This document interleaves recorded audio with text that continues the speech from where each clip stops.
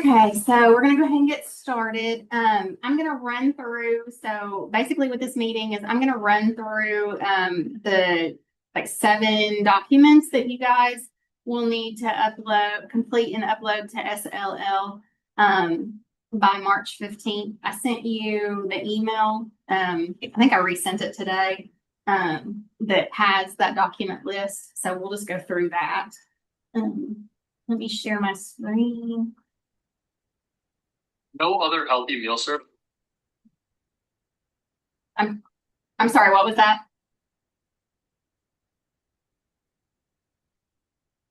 Did somebody say something?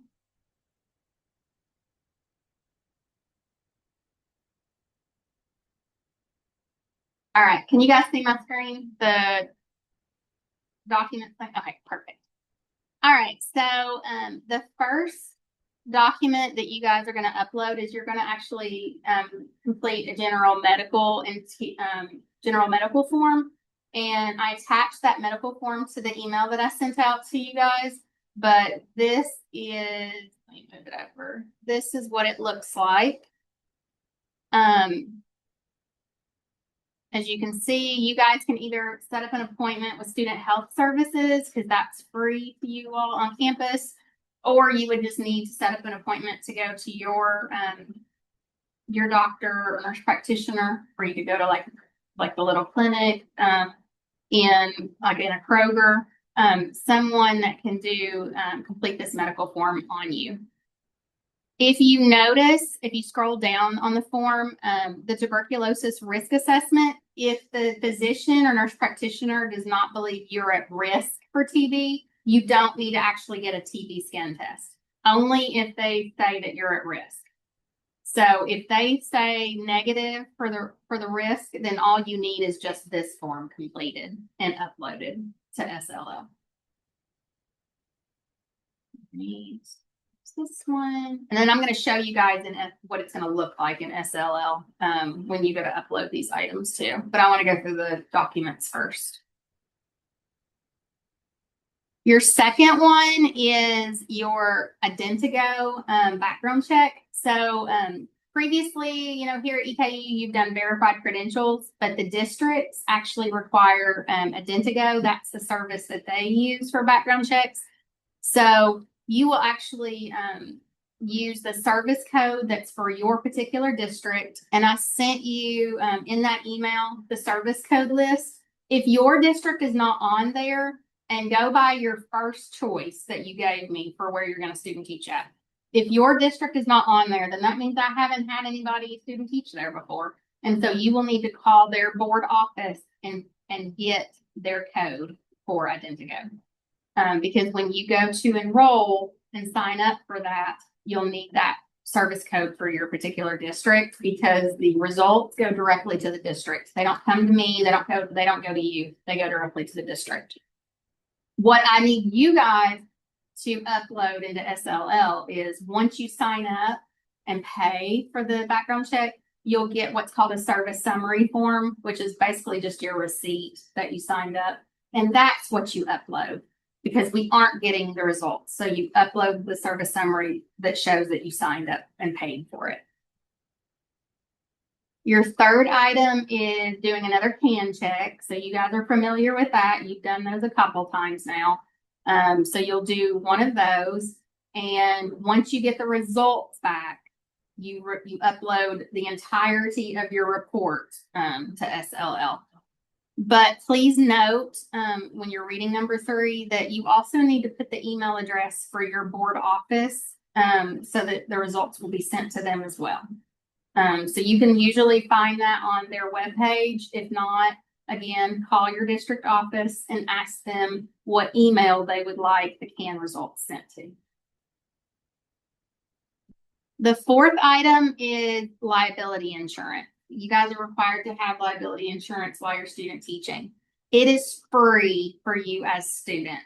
If you either are a KEA member or a CAPE member, and several of you guys probably already are members of KEA as aspiring educators. It's a free account for students, and that gives you the liability insurance. So if you're already a member, I just need you to upload your membership card.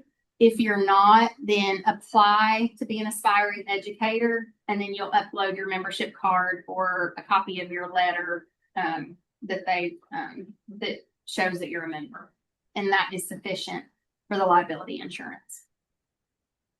The next is with KET, it's their promoting positive behavior training.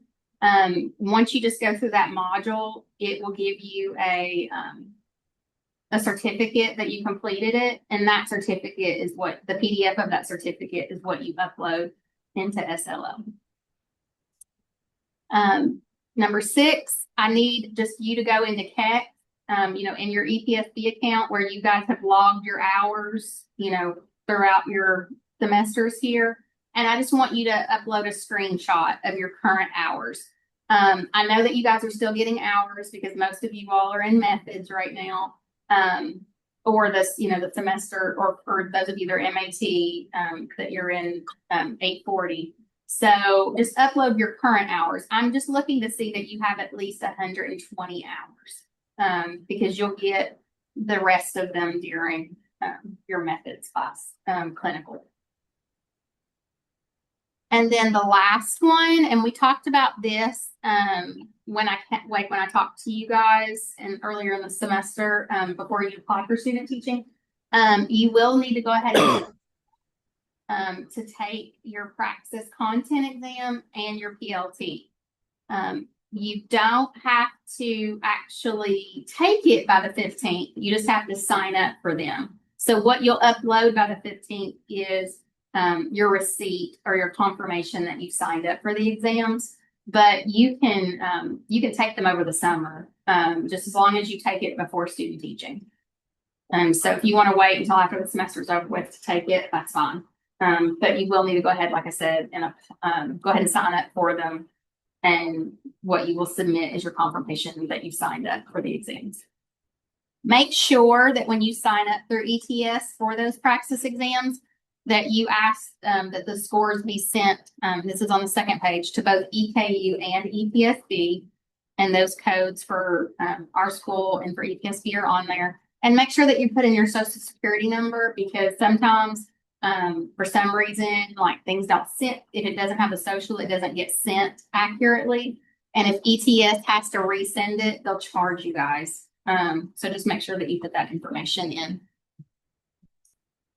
And the last thing on this particular sheet that I just want to go over is please be aware of the last 3 dates. Those are your student teaching seminars, and those are required.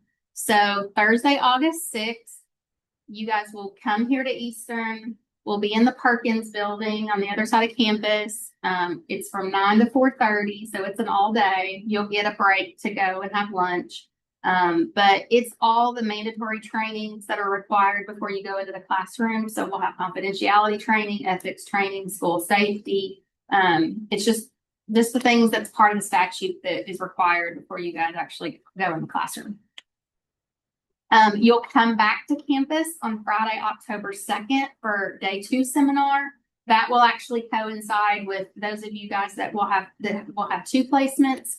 That will be the in between. So you'll finish up with your first placement on Thursday, the 1st, come to campus on the 2nd, and then that Monday you'll start in your 2nd placement. But day 2, you'll learn more about it. We'll talk about it later more, but you'll do mock interviews that day. We have a career fair and some other professional development that we'll do throughout the day. And then lastly, on Thursday, December 10th, you will come back one final time. So your last day of student teaching will be Wednesday the 9th. Thursday the 10th, you will come back here to Eastern again to the Perkins building. And we have an exit seminar / kind of celebration. And you actually are able to bring your family. We do a breakfast. We have awards, just different things. It's more of a fun kind of morning. And then typically, I'm not going to for sure tell you this, but typically graduation will be that next day on Friday.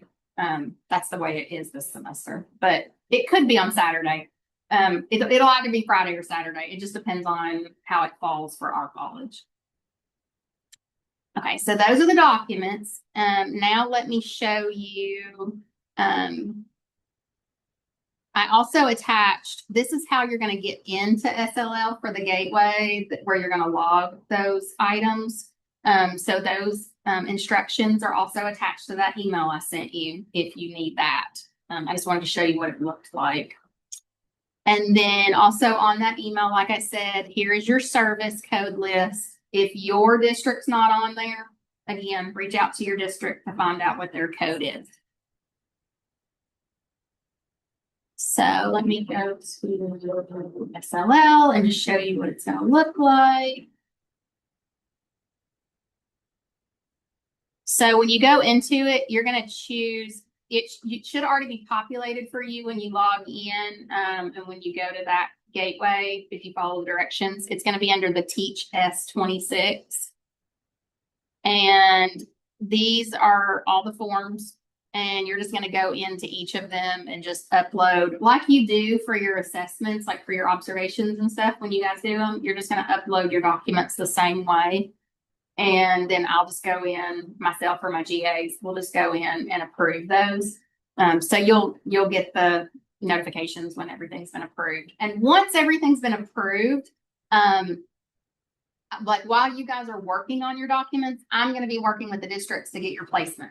So once your documents are all in, if I have your placement, I'll go ahead and give that to you. So you'll have your placement before this semester for what it's going to be for fall. But I don't give those out until all of your documents are turned in. Typically, and don't freak out if you're somebody that's fast and you get them turned in and I don't send your placement, it's because I don't have it yet. Some districts are really quick and they'll get back with me like in a week, and then some won't get back with me for like a month or so.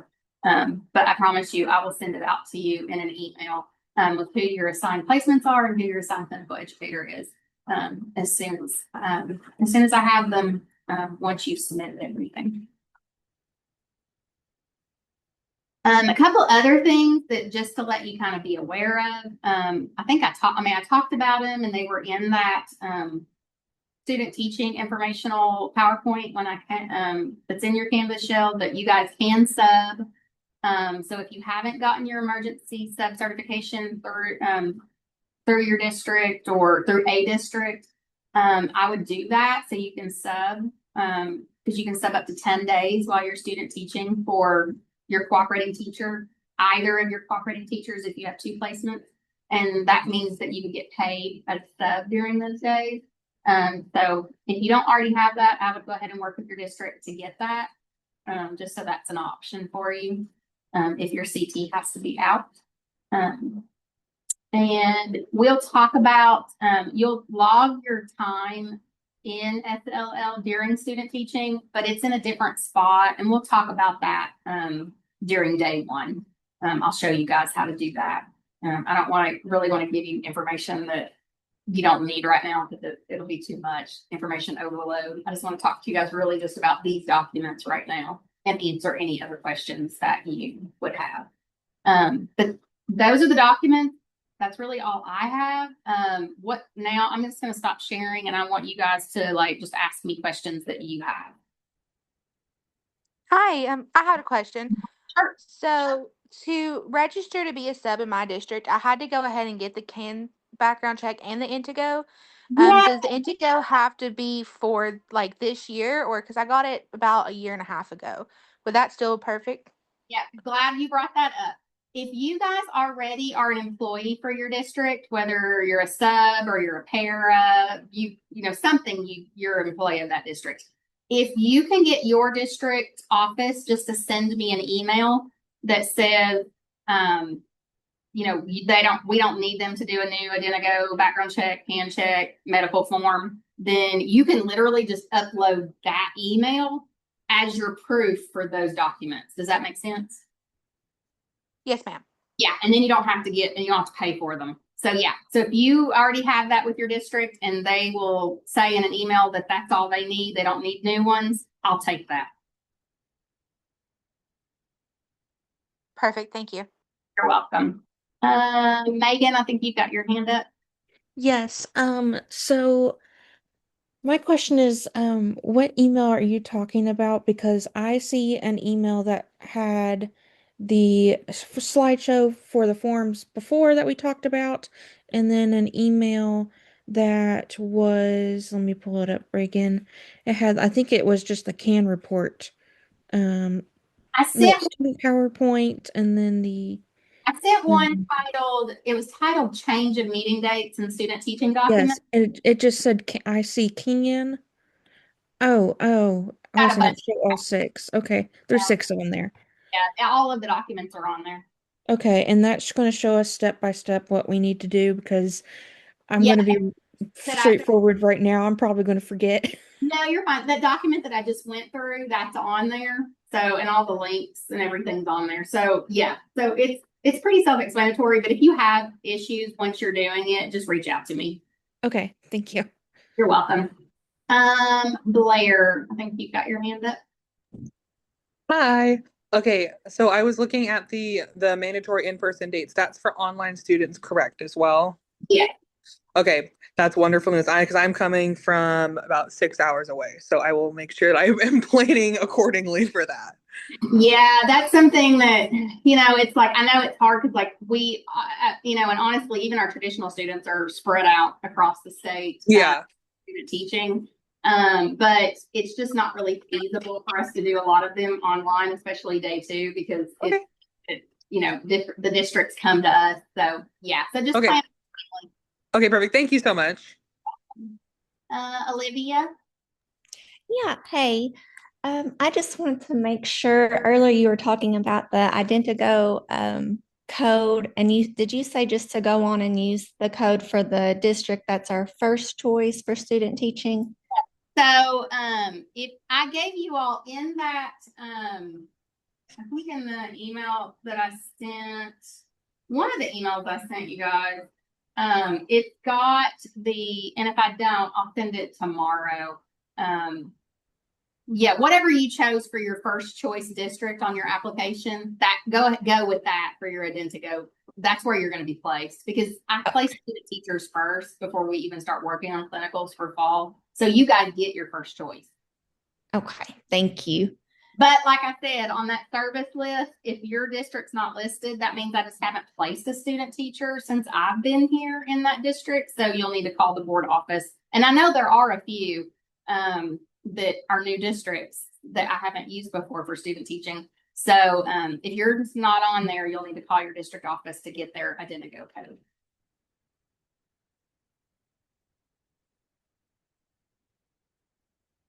Anybody else got any questions? I don't have any other hands raised at the moment. And I know, like, don't worry. I know that, you guys may have questions once you get into it and start like trying to upload stuff or do them. That's fine. I mean, it's normal. I expect you guys to have questions. It's okay. I had a question about the praxis. Yeah. Which one are we supposed to scheduled? So when you go into the ETS website, if you click under Kentucky requirements and go to your particular program concentration, it will tell you the exams that you need to take. Okay. Yeah, so everyone has at least one content exam. If you're a dual certification major, you'll have more than one. And every person takes the Principles of Learning and Teaching, the PLT, with the exception of if you're IECE. If you're IECE, you don't take a PLT, but everybody else does. And you'll just take it for what, and there's 3 different PLTs. Take the one that's applicable to you. If you're elementary, take the elementary one. Middle grades, take the middle. If you're high school, and if you're a P12, take the one. Typically, the P12 people take the elementary one but it doesn't matter. You can take whichever one you want if your certification is P12. Blair, and that's through the KES. ETS. Yeah, ETS, Educational Testing Services. That's the website that you use to sign up for your exams. And you can take them. Normally, it gives you the option you can take them at home or you can take them at a testing center. I'm just gonna forewarn you that if you take it at home and something happens with your internet, or and they're really hardcore about, watching you to think if you look at anything, if they think you look like you're looking at something, they'll shut the test off and you'll have to pay to take it again. If your internet doesn't work, they'll make you pay to take it again. They won't refund you. So I always advise people to go ahead and take it at a testing center. But again, I mean, that's left up to you, but I just know that if something would happen, they won't reimburse you or let you reschedule. Blair, do you have another question? Yes. Okay. So I took my praxis through Martin, which is down in Tennessee. So when I got my scores, they were scored via Tennessee. Is that going to be a problem? Um, That's just my closest like testing center that was offering it, other than having to like drive quite a distance to go take it at a center. take the tests that were for Kentucky. Yeah, well, as far as I know, I went through ETS and signed up through ETS, and they offer that as a testing location for me. That should be fine. If you have them already, like, why don't you just email them to me so I can look at, and I'll take a look at them. Okay, I'll log in and see if I can't get the scores. Okay, thanks. Thank you. I have another question that made me think about that since we're talking about praxis. Is there a certain score that we need to go in certain subjects? Where can we find that? Yeah, that's on there as well. When you go to look up which tests you'll take, it tells you what your score is to pass. Okay. And for those of you guys that are elementary, you'll take the multiple subjects, like 7,000 exam. It's like 7,001, I think is what it is for all of them for the multiple subjects. But if, say, for example, you pass your math, your social studies, your ELA, but but you fail your science, you would just have to take the science over. You wouldn't have to take the whole exam over. So you would then just go back and sign up just for the science subject, like subtest. Okay.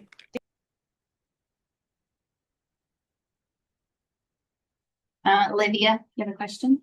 Yes. This is also about the praxis exams. So if we sign up to take them in the summer and say we don't pass all of them or we're short points on one. It doesn't keep you from student teaching. Okay, No. Perfect. I was getting nervous about that. If you don't pass something, it doesn't keep you from student teaching. You'll just have to like retake them. We can't recommend you for licensure after graduation until you pass them all. Okay. But it doesn't affect student teaching, and it doesn't affect graduation. Okay. Getting the degree from Eastern. It only affects us being able to recommend you at the board, like the state board, to get the license. Okay. Thank you. Yeah, you're welcome. And don't freak out even about that, because if something happens and say you fail something and you've like taken it 3 times and you've graduated and you still haven't passed it, there are still other options. Districts will hire you on what's called 1-year conditional certifications, and they'll work with you like with a mentor to help pass it, and you can still like teach while you're doing that. So there's options. Don't freak out if something happens and you can't pass an exam. Like that makes me feel much better. It's not like, oh my gosh, it's over. No, there's options. Okay, thank you. Welcome.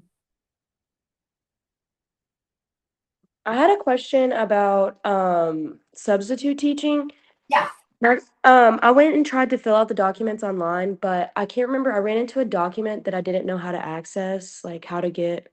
I can't remember the name of it. I can email you the name of the document that I couldn't figure out how to get. But when it comes to like substitute teaching in Madison County, do you know how long it usually takes for that process to go through for you to be able to, like, if I'm going to be doing my student teaching, when should I apply to be a substitute?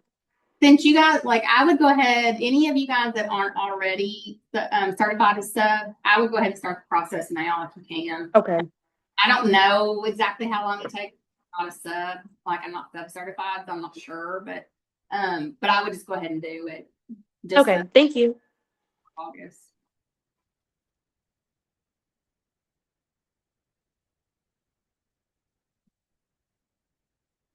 Anybody else? Morgan. Hi, so I got sub-certified for one district, but none of that will carry over for my first choice district, will it? I think I'm fairly certain that once you're sub-certified across the board, but just talk to your first choice district just to be sure. There might be like a PD of some kind that they might have you do, but the actual certification should work throughout all districts in the state. But I would just reach out to your first choice just to verify that with them. Okay, and then also like would my CAN report and my Identico stuff that I did to get sub-certified for the other district carry over? What you can do is if that district is willing to give you copies, and you can ask that first district if they're willing to accept those. Okay, thank you so much. Yeah.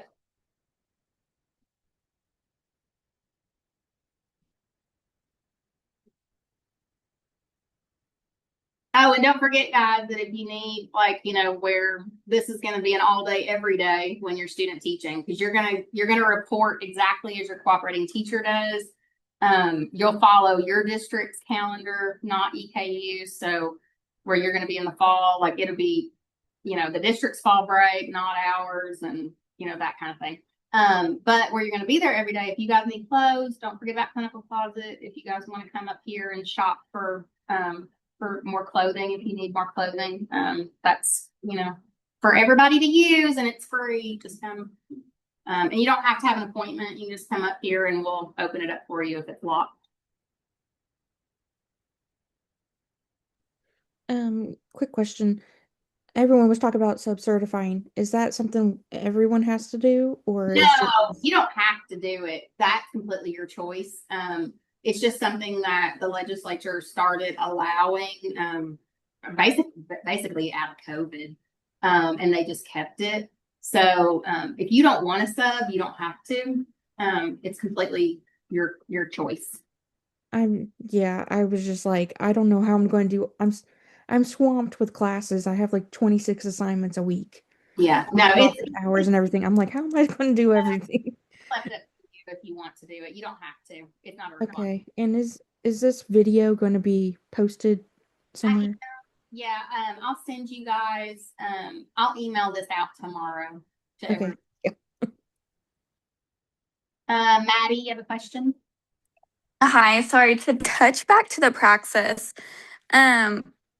I have heard that you guys weren't allowed to tell us like what exact tests we're supposed to take, but there's like a 7,000 and a 5,000. Do you have a I can tell recommendation? you, take the 7,000.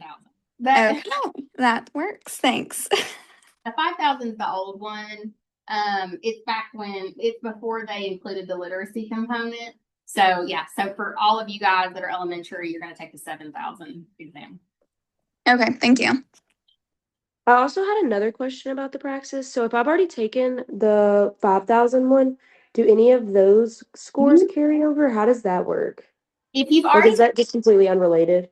No, if you've taken the 5,000, you can use it, but you would have to also take that that extra literacy exam, which I think is like, I'm not positive. Don't quote me on this, but I think it's 5205 is the teaching reading exam. You would have to take that also if you're going to use. Okay.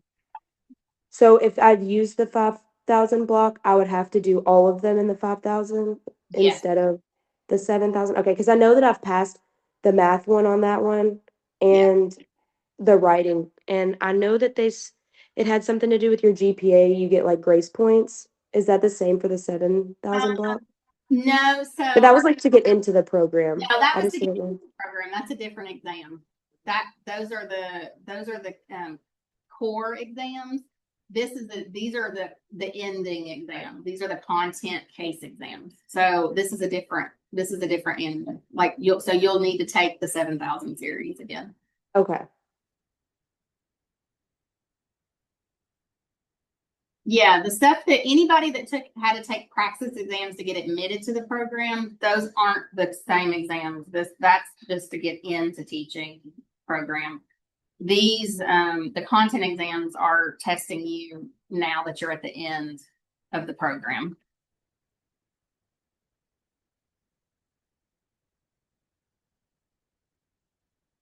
Anybody else got a question? And again, don't worry if you get off here and you're like, oh crap, I didn't ask this. Just shoot me an email. It's not, yeah. I mean, and if something comes up and you're just like, you start working on this and you're thoroughly confused and you want to make an appointment to come in and talk to me or Zoom, we can do that too.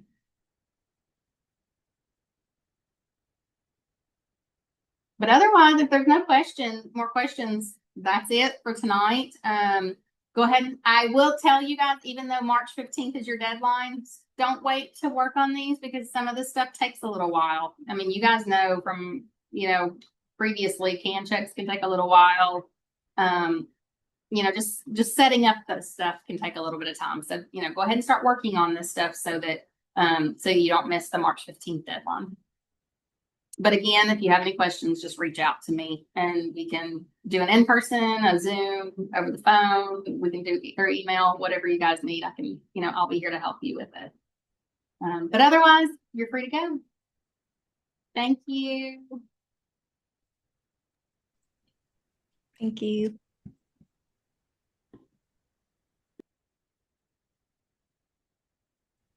This is unrelated,